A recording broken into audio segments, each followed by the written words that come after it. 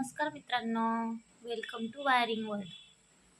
आज आपण समजून घेणार आहोत open circuit versus short circuit. Open circuit, a circuit where the path is broken.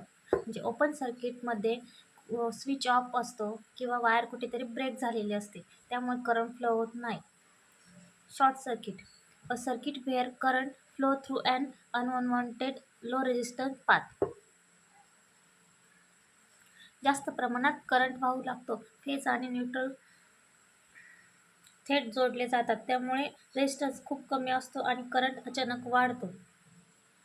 Current flow, in open circuit no current flow. Open सर्किटमध्ये current flow होत नाही. Short circuit, very high current flow. Short सर्किटमध्ये खूप जास्त प्रमाणात current flow होतो.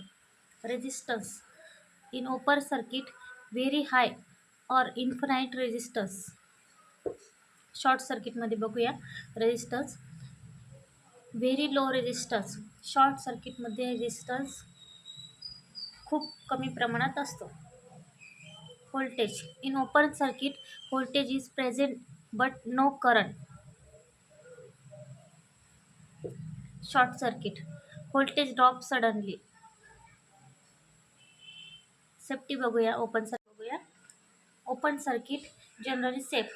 ते switch off असतं किंवा वायर ब्रेक असते, ते सर्किट ओपन असतं, त्यामुळे आपल्याला कुठल्याही प्रकारचा धोका होत नाही, धोका नसतो. Short circuit dangerous. बघा, शॉर्ट सर्किटमध्ये स्पार्क येतो किंवा फ्यूज ओढतो, MCB ट्रिप होतो, वायर गरम होते, फायर होण्याचा धोका असतो, त्यामुळे शॉर्ट सर्किटमध्ये सेफ्टीही घेतली पाहिजे.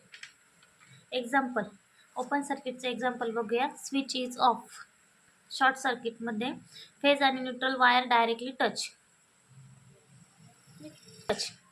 Thank you for watching wiring world. असेच नवनवीन इलेक्ट्रिकल टॉपिक जाणून घेण्यासाठी व्हिडिओला लाईक करा आणि चॅनलला सबस्क्राईब करा. थँक्यू.